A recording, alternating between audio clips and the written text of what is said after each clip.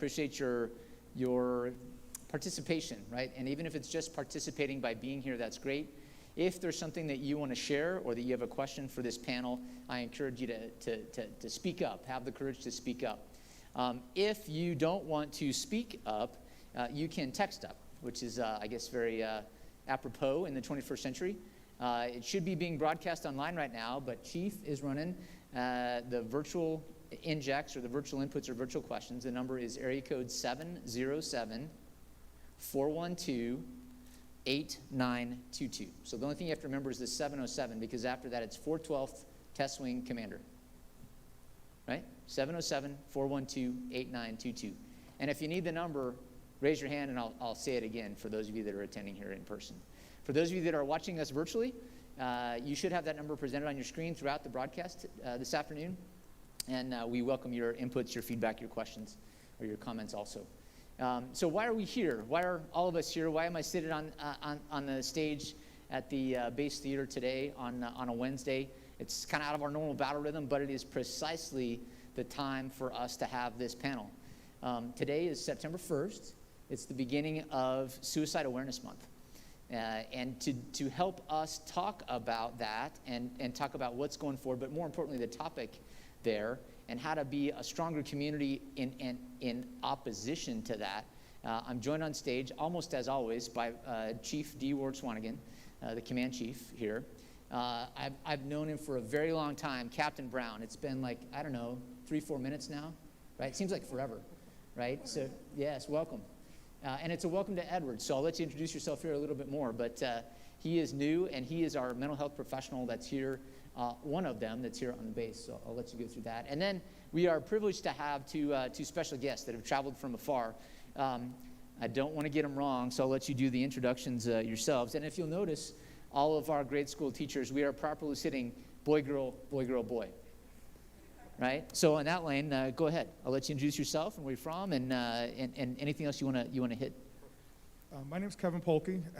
I am a licensed clinical social worker and certified alcohol and drug counselor, as well as a school social worker. I'm from Rockford, Illinois, about an hour, 15 minutes northwest of Chicago, where most people know that. I'm also director of Shatter Our Silence. That's a nonprofit that I started 5 years ago that works on focusing on raising awareness and education for the risk factors that lead to young adult suicide. I also run a couple counseling agencies in Northern Illinois called KP Counseling, as well as Red Oak Counseling in the Milwaukee area. All right.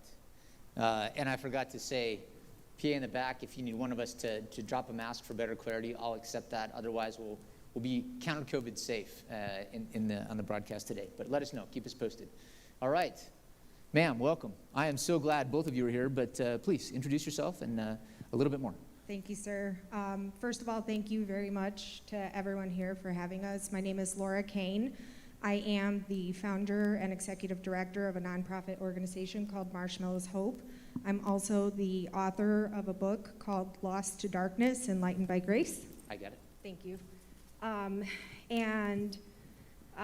here to tell you guys my personal story and why I started this organization, and I'm excited to share with you today an amazing program that I believe will make a difference hopefully across the entire nation someday, across all air bases, but we'll get to that in a little bit. So thank you again for everyone who's here, and thank you, sir, for allowing us to tell our story today. Thank you for telling your story. Thank you for being here. I met these two earlier today, and I can tell you we don't have enough minutes to get out what they would love to deliver to you. Fire away, and we're really going to focus on what they have to contribute, because we can get Captain Brown for the next, it's a 4-year assignment, right? So we got another 3 years and 11 months, I think, if I'm counting right. But Captain Brown, you want to introduce yourself real fast and what you do? Yeah, so I'm Captain Kyle Brown, just PCS'd here a few weeks ago. I'm over at the mental health clinic as the new psychiatrist. I finished my residency over at Lackland Air Force Base in San Antonio, Texas. But I'm originally from Apple Valley, which is about an hour and a half from here. So it's great to be back in the desert, and I'm happy to be here. So did you grow up in Apple Valley? Yes, sir. All right. Yeah. So it's unusual if there's not 30 miles of wind in your life, right? Yeah, I love the wind. Yeah, I love it. All right. And I'll tell you, Kevin, one of the things that, you spend time with people and you learn about what you have in common. I have a brother that lives in Naperville. And so, yeah, so when I go to Chicago, it's not to do Chicago stuff. I go to visit my brother in Naperville. So he has that in common with you too. So it's a great part of the world. I think the only thing wrong with the Midwest is something that you can never fix. There's no mountains. That is true. We have Right. no mountains, and you guys have beautiful mountains outside the desert. Yeah, it is. And then folks from the Midwest would say, yeah, but it's not green. And I'm like, okay, peace, right? But anyway, so good stuff. So again, welcome you two. One of the things that is important to me that we get out in this panel today in the next 50 minutes or so, it's important that you hear our approaches with this, what can be a very heavy topic. And so I'm gonna pick on my captain, my brand new captain, and say, what's your closest personal approach with suicide? And if that's too personal for anyone on the stage, that's okay, right? And I respect that out of you. I will tell you a quick snippet before I pick on Captain Brown, but in the early 2010s, when I was a squadron commander, a fellow squadron commander of mine committed suicide. The circumstances around that suicide for him were that he was going through a divorce. And he was concerned that there was, first of all, he didn't want to fail at anything, and he was about to fail at a marriage. He didn't like that.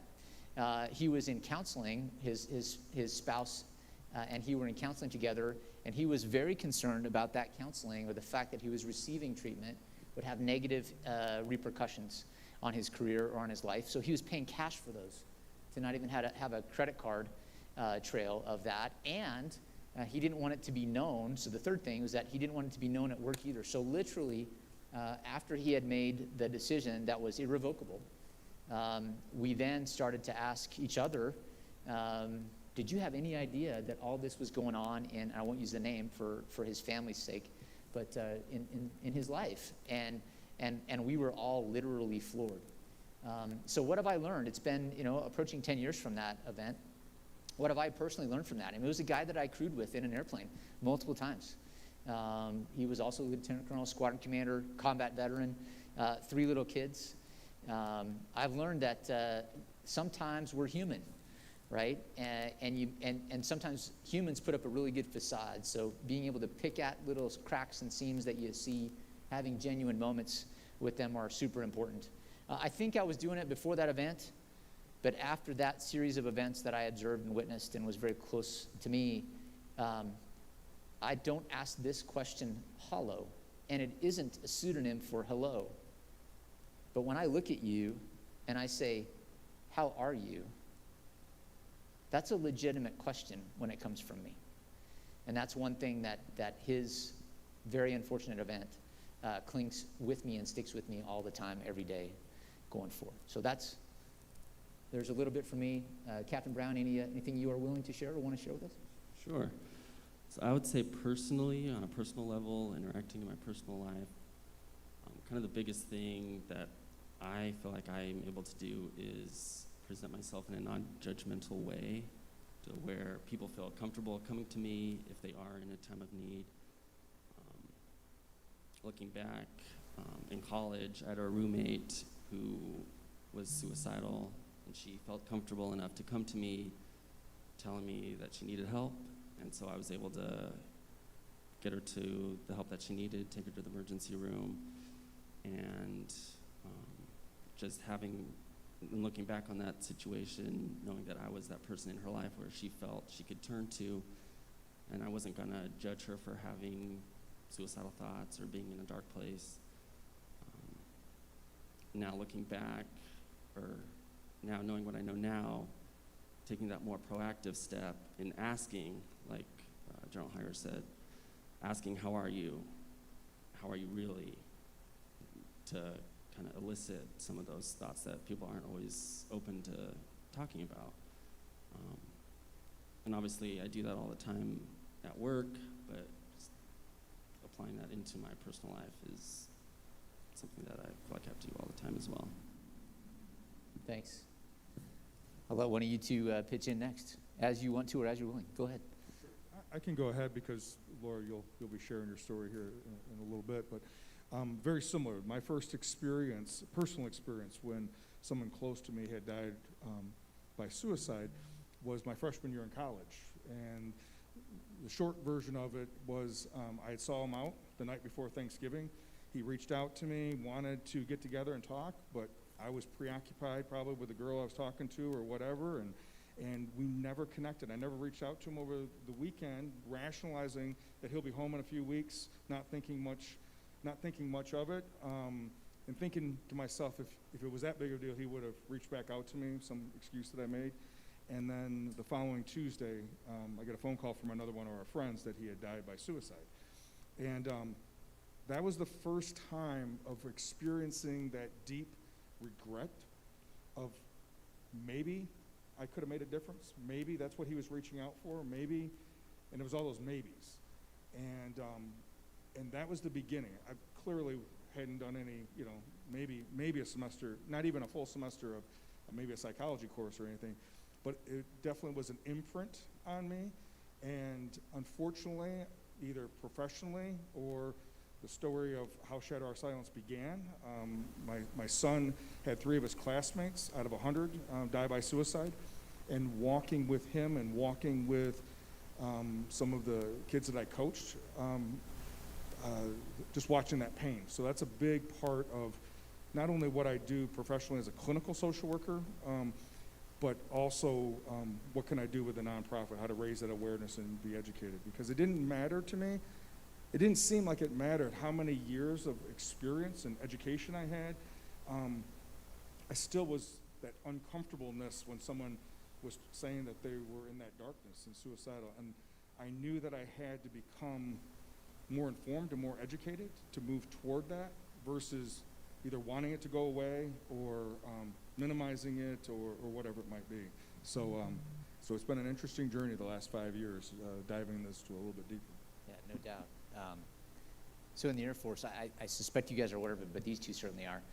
We love acronyms. We love us some acronyms, right? And the one that I think everybody in this room knows already, and I'm confident most people, if not everybody listening, is ACE, right? Ask, and it's got to be a genuine ask. Like I said, how are you?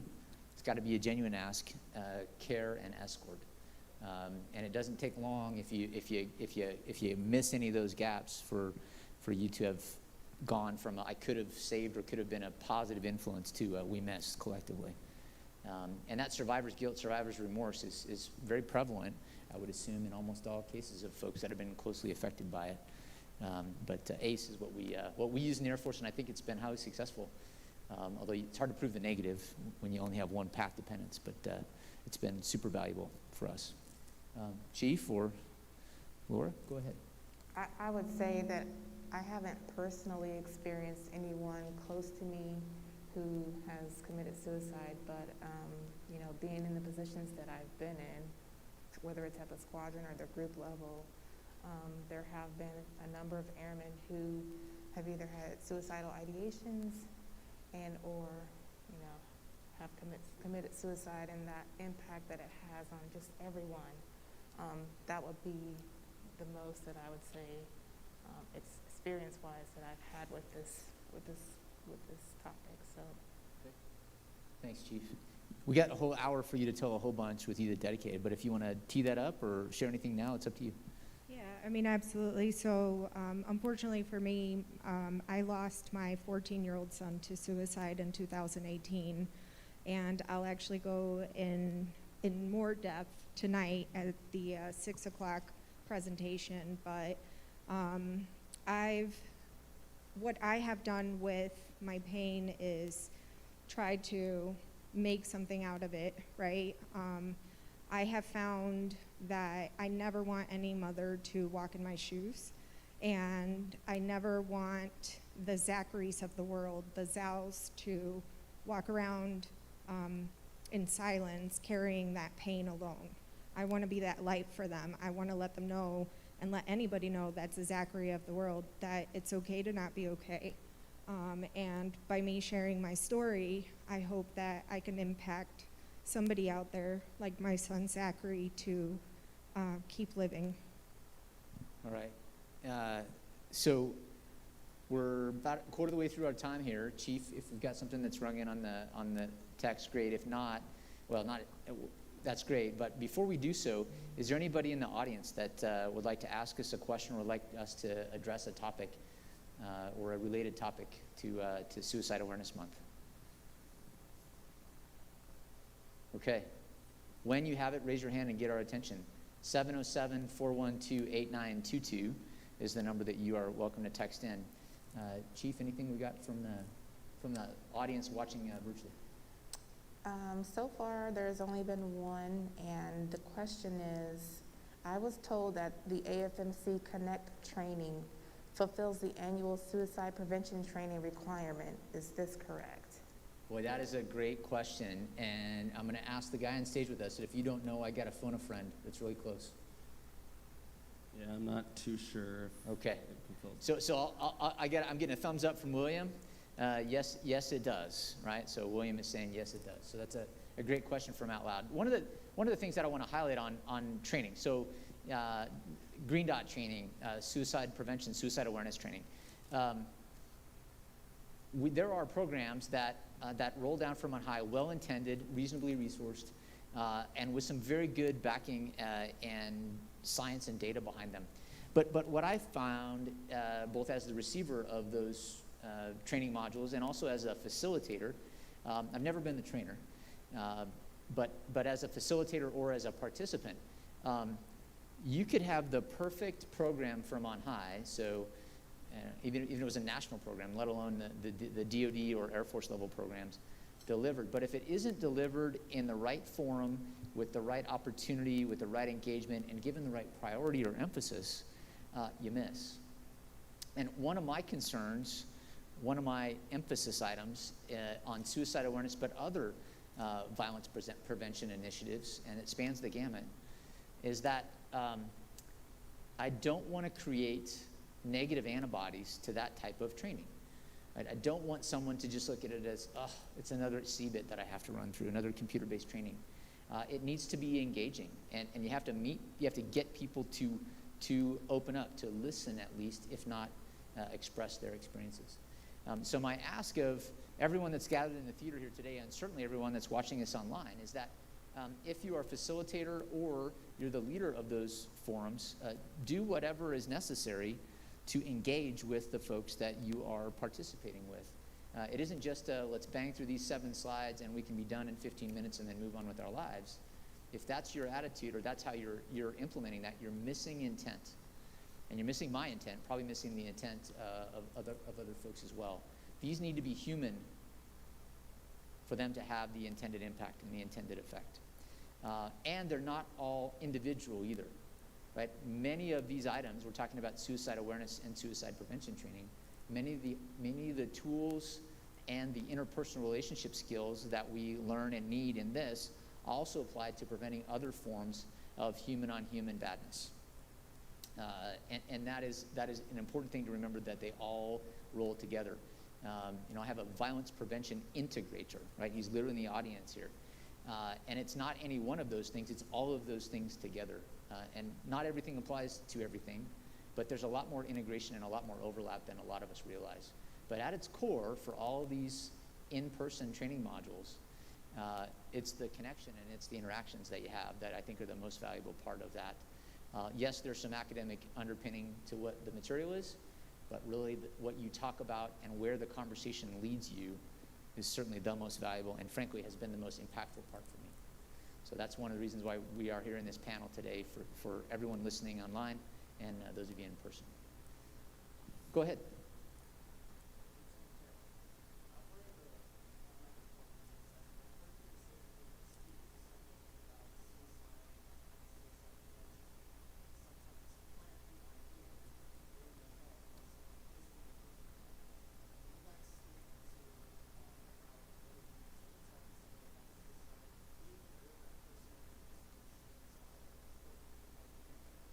Yeah, so the question for those of you watching online was,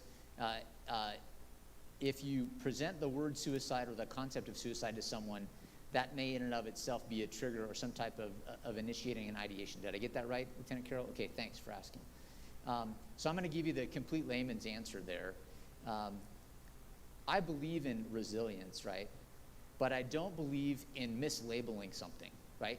If the resilience that we're going to talk about is resilience as an antidote or a pre-antidote to suicide, then let's talk about what we're trying to avoid, not necessarily in a cold way, but in a clinical way, right? You know, when you and I talk about cases, sometimes we are talking about some very difficult things, but we talk about them in a professional manner, in a way that engages. This training should be no different. And if you do that, you decrease the potential second and third order negative effects. So if it's suicide prevention or it's suicide awareness, you're going to hear me say the word suicide and not a pseudonym for that, and that's intentional. Now, your concern is, I'll say, popularized, but I'm not sure the data support it. So let me go to Kevin, and I chatted about that briefly earlier. Kevin, you want to talk to that? And then Captain Brown, anything you want to pile on? Go ahead. You know, 5 years ago when I started SOS, or Shatter Our Silence, that was my big concern. I'm trying to help. Am I going to cause more harm when I'm going to middle schools, high schools, and colleges to talk about this? So we did a dive into the research, not just anecdotal situations, but actual research, and there was little, almost zero research that supported that fear that if we talk about it, that somehow we are going to be encouraging or planting seeds with someone. Actually, we found the exact opposite, is that if we talk about it, what we're doing is giving someone permission to talk about it. We're reducing that stigma by having a conversation. Now, I understand that there's fear that if I talk about it, I'm going to be blamed or I'm going to be responsible in some way. The odds are, if someone is in the audience who's struggling being in that darkness, and we have a conversation about it, it may be coming to the forefront of their mind instead of distracting them. So let's have a conversation now that it's at the forefront of your mind. We're just having a conversation. Like you said, the idea of ACE is asking those questions. I want to know the story about what you're thinking and why you're thinking that, but I'm going to do it in a caring, non-judgmental, empathetic way. And if we need to get you to help, let's go. Let's bring you to help. So I do this talk sometimes 2 to 3 times a week, the training that we're going to do at 6 o'clock. And that has not been what I've experienced in the multiple states that I brought the presentation to. Any data you want to reference there, Captain Brown? I would support that 100%. In my line of work, I ask people all the time if they're suicidal, and I can't remember a time where it's led someone to increase their suicidal ideation. Just asking someone if they're suicidal, that often comes from something in the back of your head. Should I ask them if they're suicidal? And that sign may be just all that they're putting out there, saying or showing that they need help.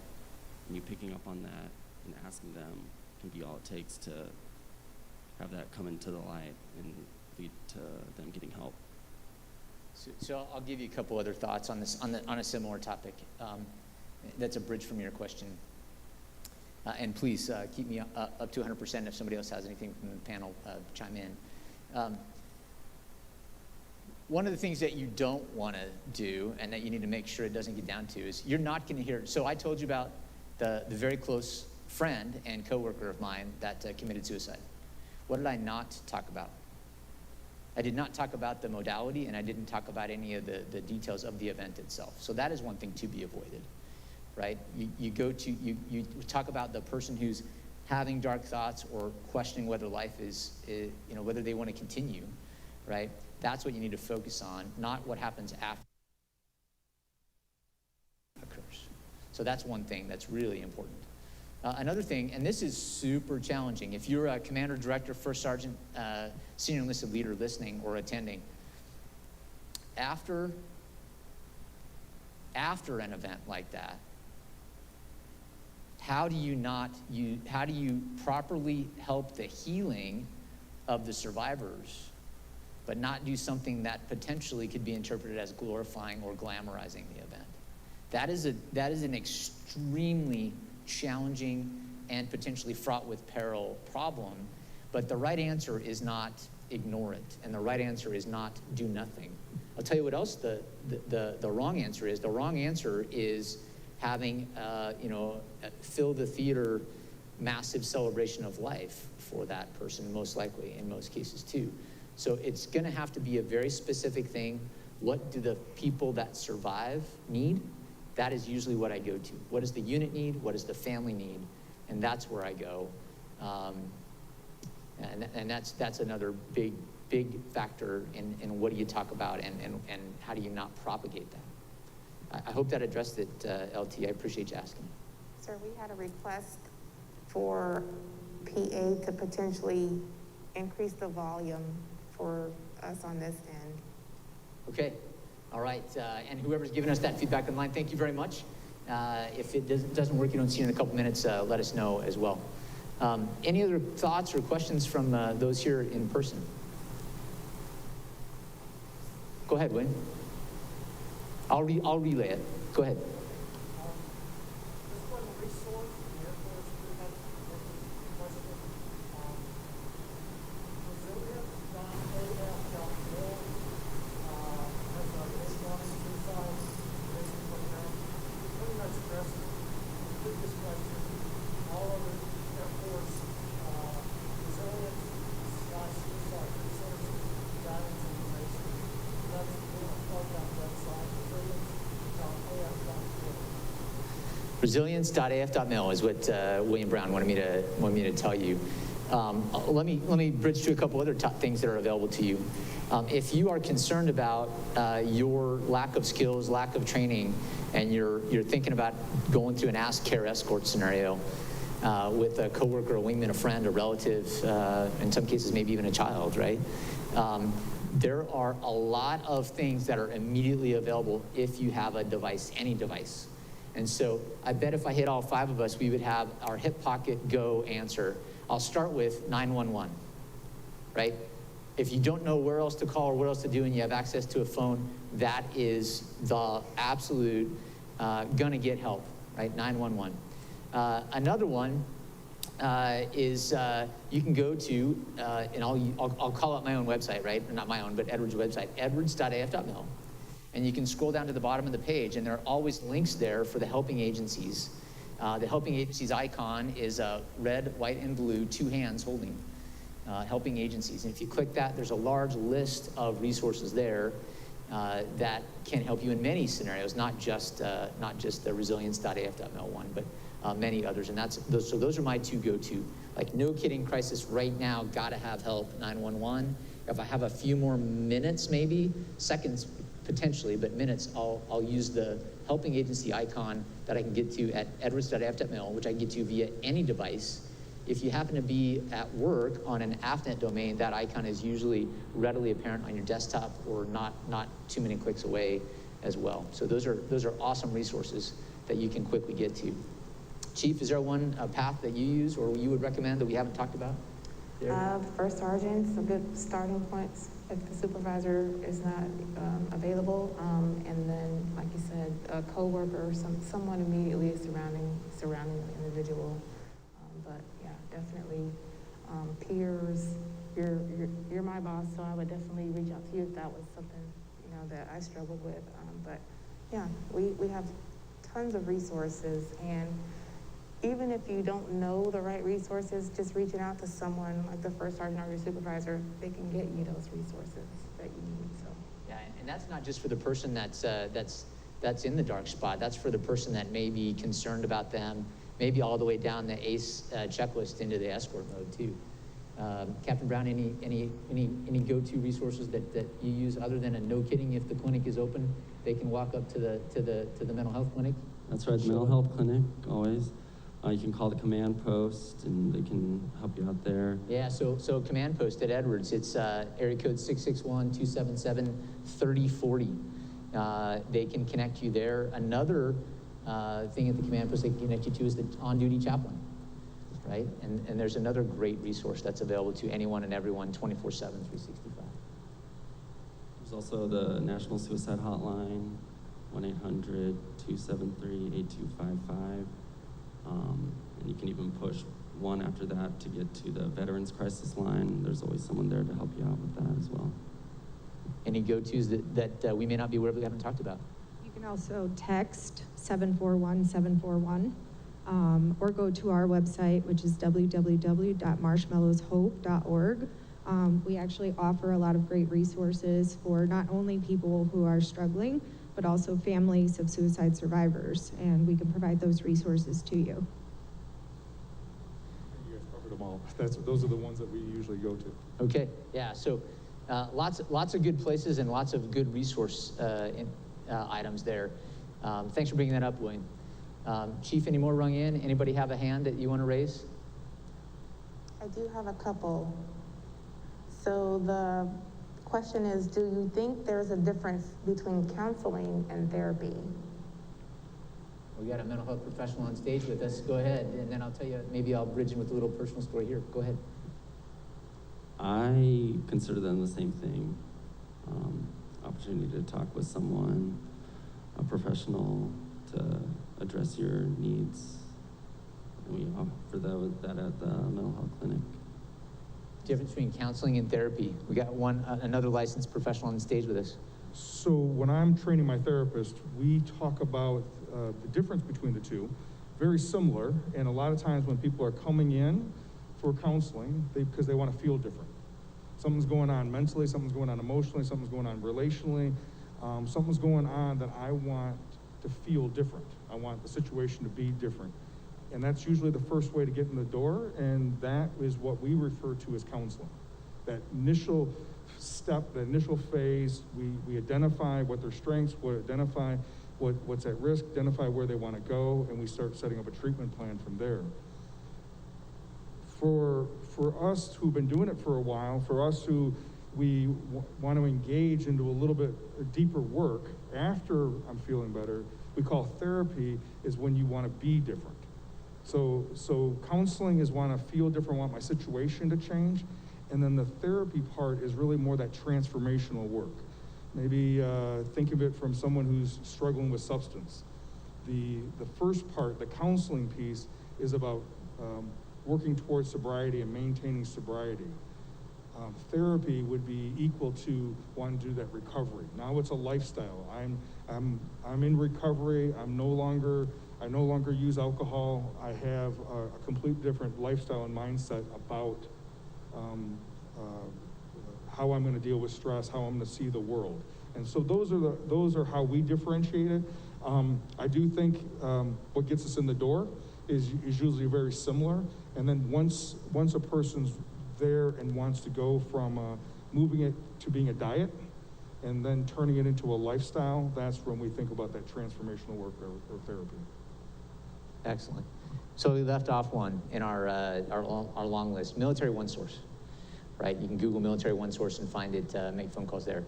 If it is a crisis, Military One Source will refer you to 911 or send you other places, but that is another great location for a bunch of topics that help offload the on-installation mental health clinics for things that don't necessarily require in-person or care that is a part of your medical record as well. So I'll relay a personal story.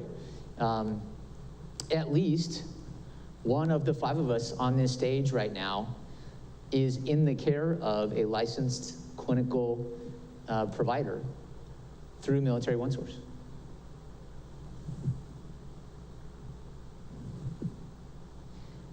It's a great resource. 6-8 months ago, I do the, hey sweetie, that's my spouse, right? I'm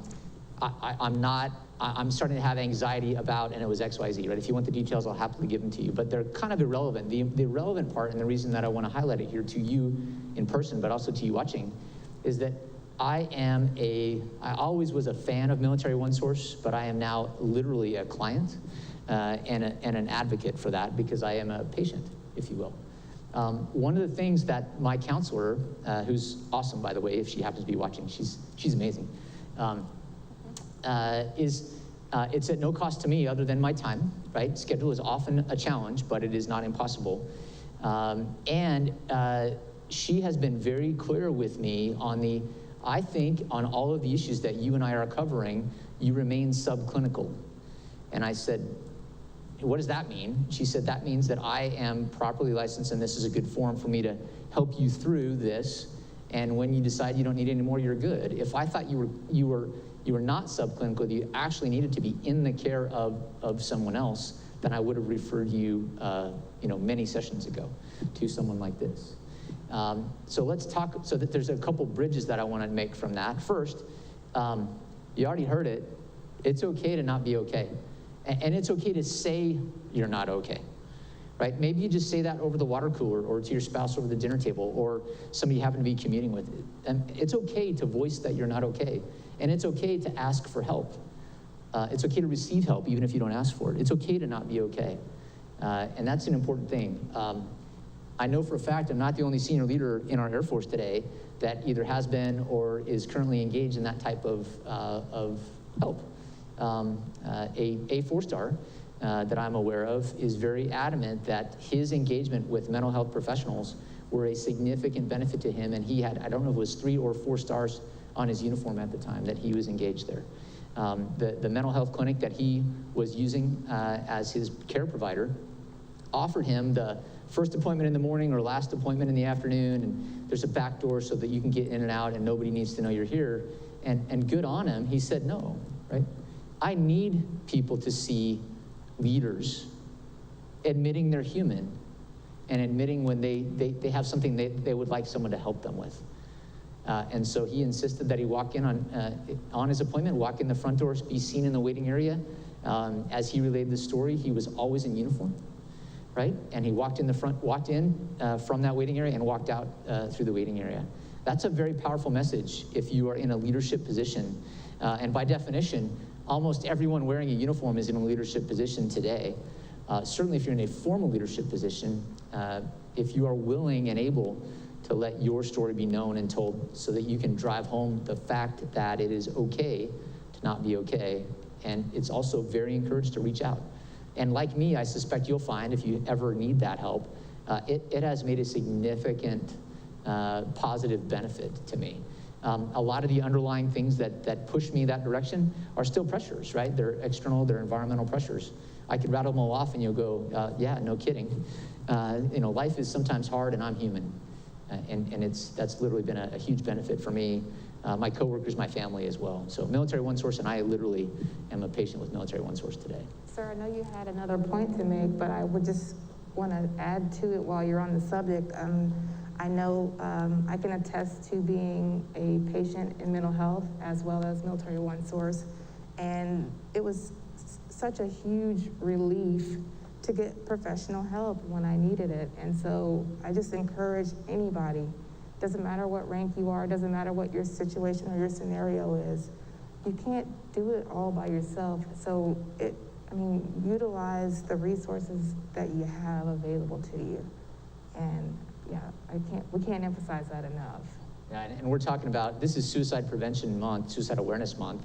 Lots of help available if suicide is the dark thought that's bothering you. But there are all kinds of other help that you can get through counselors, through Military OneSource, through mental health providers as well. A very common one is relationship issues, which often have a nexus with violence as well. So thanks for piling in that, Chief. I learned something about this amazing leader every day, and that's something that I can check that. I learned something about Chief Ward Swanigan today. Let me foot stomp, because you often hear people like Captain Brown say, showing up at mental health does not mean you lose your security clearance, you're immediately out of the Air Force, all those kinds of things. Now, full disclosure, there may be things that are clinical that can't get resolved or fixed that will run us down a path of transitioning you to civilian life in the best possible condition. That is a very long and very deliberate and frankly very caring process, but it is not automatic. We don't assume that until we prove otherwise. In fact, it's the other way. So if you have been reticent, like that friend of mine was, to sing out that you're in any counseling or you're in any mental health practice, don't, right? Don't. In fact, I will tell you as a commander and as a person that has endorsed a lot of security clearances, I want the person that says, I need help, to sing out when they need help, because that shows they recognize they're fallible, right? And I want that person with the security clearance, as opposed to the person that tries to handle it all themselves and breaks, right? So it's actually a strength that you reach out and acknowledge that you need that help. And it should actually have a positive effect on anything to do with employment, or especially in the Department of Defense, or security clearances and other things like that. So, Captain Brown, anything you want to pile on that or correct what the General said to 100% there? Go ahead. No, I agree with that 100%. I think back in 2019, of the people that were discharged from the Air Force, only about 1.2% were for medical reasons, and less than half of that was for a mental health reason. So very low chance of it impacting your career, like the General said. Yeah, when we say we care for airmen, like we care for airmen, and if that airman's path is to civilian life, which is the goal for all of us in uniform, right? We all want to get to our next enlistment or our active duty service commitment date or to a retirement date and transition back into the citizen part of being a citizen soldier, right? And getting to that state in the best possible condition, no matter what the timing or the circumstances are, is literally in mental health. That's in their interest, and it's in the airman's interest as well. It's in the senior enlisted leader and the first sergeant's best interest. It's in mine, and it's certainly in the members' interest. So all those incentives and all those interests align, but the key that starts all that is somebody having the courage to say, I'm not okay, where can I turn or where can I look for help? So, Chief, anything else rung in yet? Anybody yes, in the sir. crowd? Okay, go ahead. Shatter the silence. Can you elaborate on where that term came from and what made that important? Yes, Shatter Silence started, unfortunately started as a result of going to that third funeral. Even though I'd been a clinical social worker since '97, I knew that counseling wasn't doing enough. I needed to do more. And so I didn't know what that was going to be. So I reached out to some individuals in the community. One of them happened to be a mom who, similar to Laura, was attempting to be a mental health advocate in result of the pain and the grief of losing her son to suicide. And what we did is we interviewed students from the local university of what they were thinking regarding mental health and asking for help. And what they collectively came back with is that we need to shatter the silence that we all have around suicide and the factors that lead to young adult suicide. And so that was where the Shatter Our Silence, or SOS, that was the original story where it came from. We thought it was going to be a one and done rally, and we had a great turnout, 250 people there. And then we started being asked to do talks, and then we created a talk. And I would have never thought 6 years ago that this is what I'm primarily talking about, is the risk factors that lead to young adult suicide. But because of individuals like Laura, who have the passion to take her pain and turn purpose into it, and the need, and everything that we've been talking about, I believe it takes more strength in the midst of being vulnerable, of being in that darkness. That's real courage. Suppressing feelings, suppressing thoughts, compartmentalize it. Most of us are pretty practiced at that. But to have the courage to talk about it and have the courage to get trained and educated on how to ask those questions, or even ask, it looks like something's going on. Or what did you mean by? Because I just want to know your story. Just want to have a conversation about it. And maybe we need to go somewhere, maybe we need to do something, but a lot of times we just need to start having the conversation. So that's really that's what SOS is about. That's where it came from. And since then, we find out that there's just as many young adults that struggle with talking about it. It's better today than it's ever been, by far, than it's ever been. But helping the educators and professionals, as well as the parents and significant others, around the language to use. It's okay to ask questions. It's okay to be in that space and find out what their story is. Laura, you want to add a couple thoughts on that? What I have learned in my experience is that silence is actually the #1 prohibitor from successful prevention. And so I want to emphasize that, breaking that silence, talking about it, does open up the opportunity to talk. And so I love the name because we absolutely have to shatter that silence to be able to break the stigma that surrounds mental illness and encourage people to talk about it. Yeah, I'll tell you, stigma is an interesting thing when you talk about mental illness. I'll say I'm a child of the 80s, right? You guys all know how old I am, and I'm not shy about telling you, but it's an illness in some cases, and much like the physical ailments that we all receive, some of them are going to be with you for a very long time and may take some significant treatment to get rid of. So think pneumonia. What's on our face right now? COVID, right? It may be a quick touch and go for you, or it may put you in the ICU and you may be fighting for your life. Mental illnesses can span the whole spectrum too. So if you have something that's the mental version of a common cold, that's still something that if you want to talk about it, and maybe it's just your friend or your wingman or your supervisor or your spouse, and that's all you need, that's good, right? That's the equivalent of taking over-the-counter medicine and getting a good nap. But if you want a little bit more because your illness is a little bit more there, that's okay too, right? And it runs the whole spectrum and it runs the whole gamut.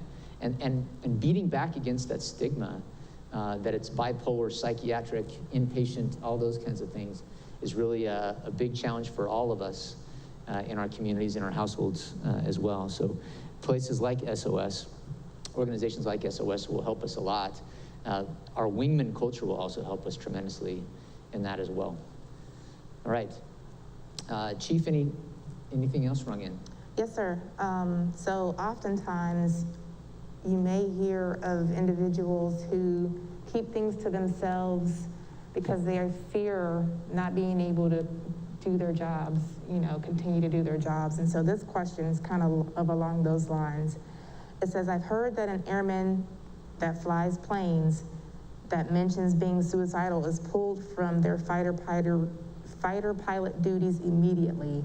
How can a fighter pilot be honest about their mental health and not have it negatively impact their livelihood and career as a pilot?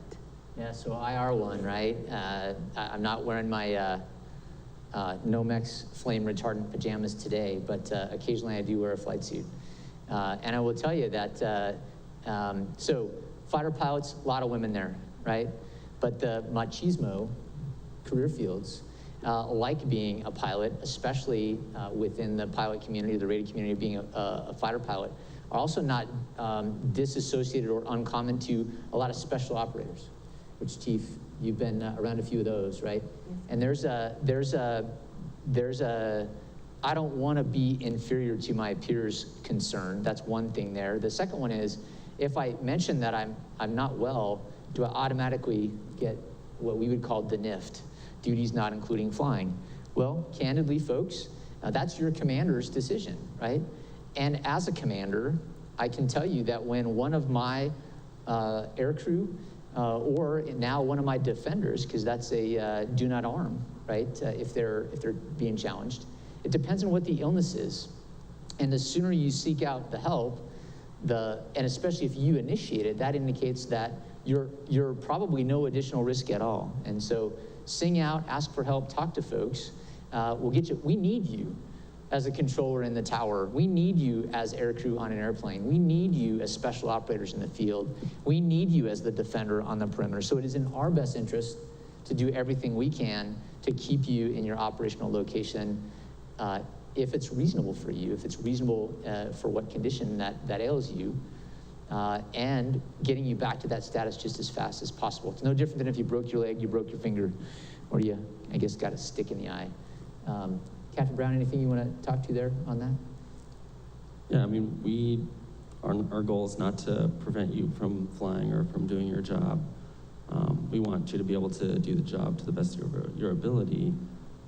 So sometimes the purpose of being put on a profile, per se, is so you can focus on your treatment to get you back to where you need to be as soon as possible and be ready for the mission.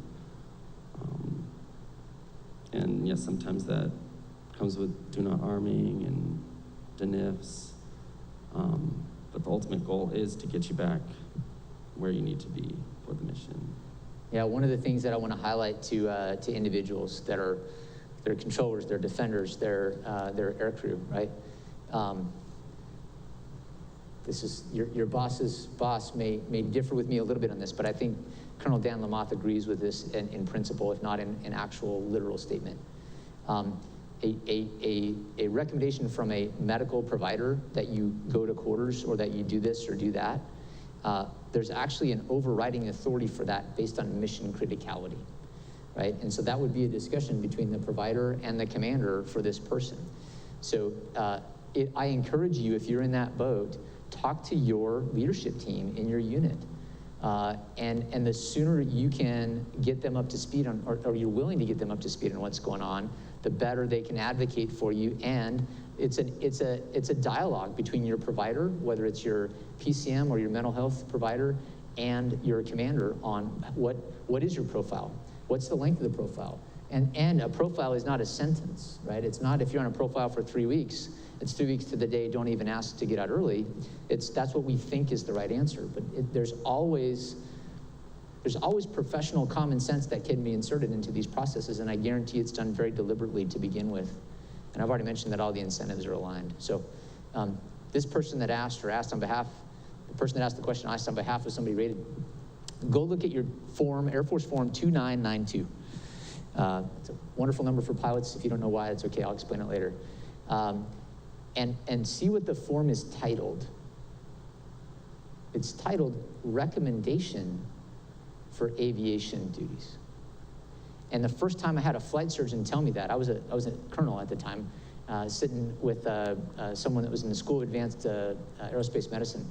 And we were talking about long-term DNIF and waivers and all that kind of stuff. And he said, have you read the statement on the 2992, which is the medical recommendation form? Have you read the statement? I'm like, what do you mean? And he showed me, he looked it up and he showed me. He said, it's a recommendation. It's a recommendation from the medical team to who? To the person that will place that aircrew member on a flight authorization or flight orders. It's a recommendation to the security forces commander to arm or do not arm their defender. It's a recommendation to the OSS commander or the senior tower controller to place them on controller duties or not. And it is a very high-level recommendation, and if you don't follow that recommendation, you need to do so very deliberately. I'm not aware of many, if any, that I've overridden, and I've never done that, but I'm certainly willing to have the conversation and do so if that continues to be the right answer. So I hope that addresses the concern, but it's a legit concern for a lot of folks. I will tell you that may have been the culture that our service had 30 years ago, but that is certainly not the culture of the Air Force that we are in today. All right. Do you mind if I just add a Absolutely, piece? Kevin. And this isn't necessarily from Air Force, obviously from the Air Force perspective, but it's from the human perspective. Yes. So we created, in Shatter Our Silence, we created a metaphor that we all are part of this continuum. At one end of the continuum is the brightest of bright lights. Love, hope, and joy is at that end. And at the other end of the continuum is the absence of light, or hopelessness, despair, and where someone may be suicidal. We're all on this continuum somewhere, based upon the day, based upon what's going on, based upon the time of the day. Just events happen, we move up and down this continuum. Many times we don't have the language to describe what we're experiencing, so we may use suicidal, that I'm suicidal. But I may really be saying with some questions, some ACE questions, I may really be describing that I feel stuck, feel hopeless. And that thought that I'm suicidal is just the language for me to say, I'm frustrated, I'm struggling, I don't know what else to do. But in reality, with some questioning, by a professional, by someone who cares, I may find out that maybe I'm more hopeless, or maybe it's more, I just don't know if I want to be here anymore, but I don't want to take my own life.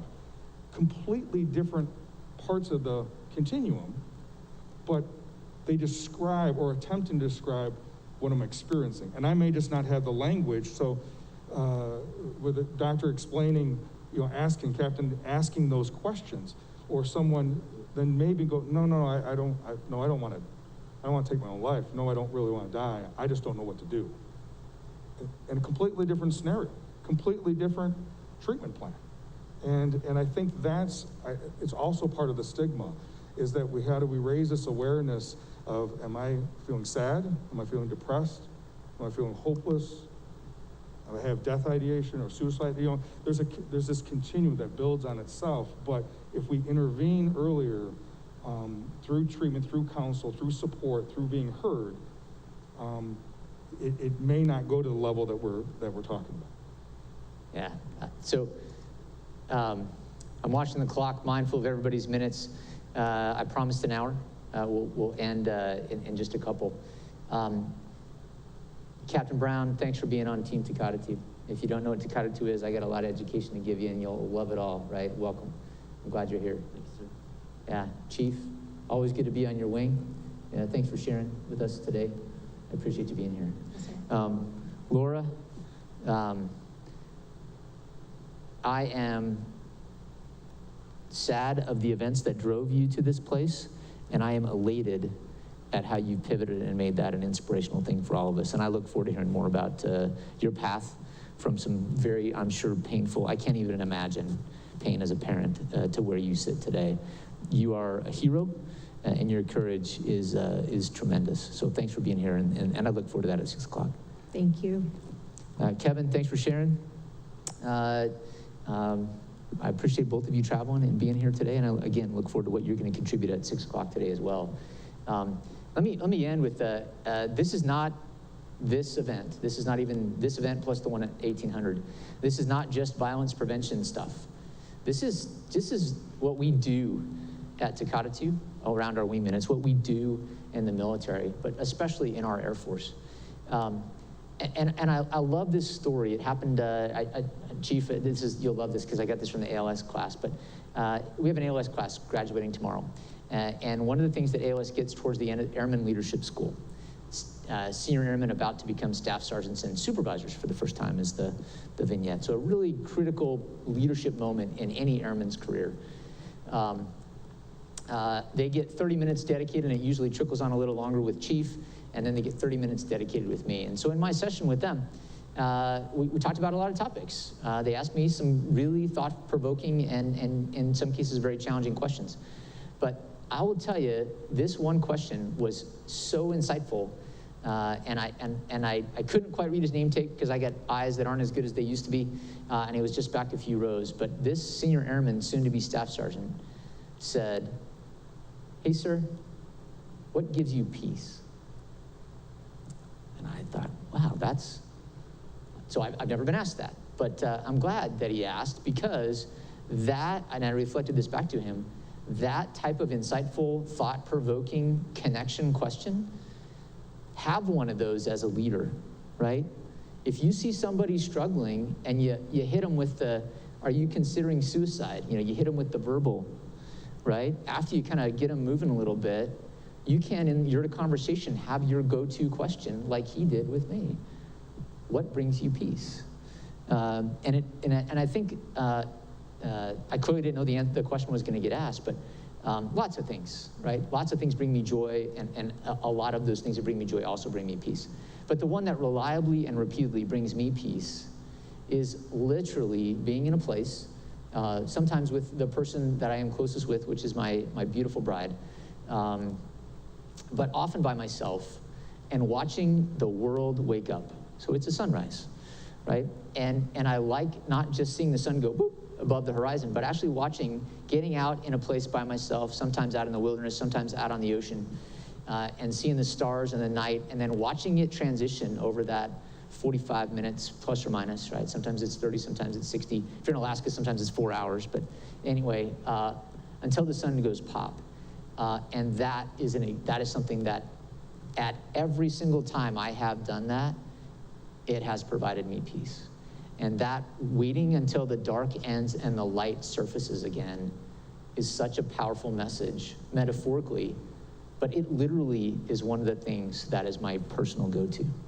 And so thanks for being a little pop above the horizon here. Those of you that are on stage with me today, I'm sure that you'll be a little bit more than a pop above the horizon in 2 hours at 6 o'clock with your stories as well. But I can't thank everybody enough for attending in person. For those of you watching online, I appreciate your attention.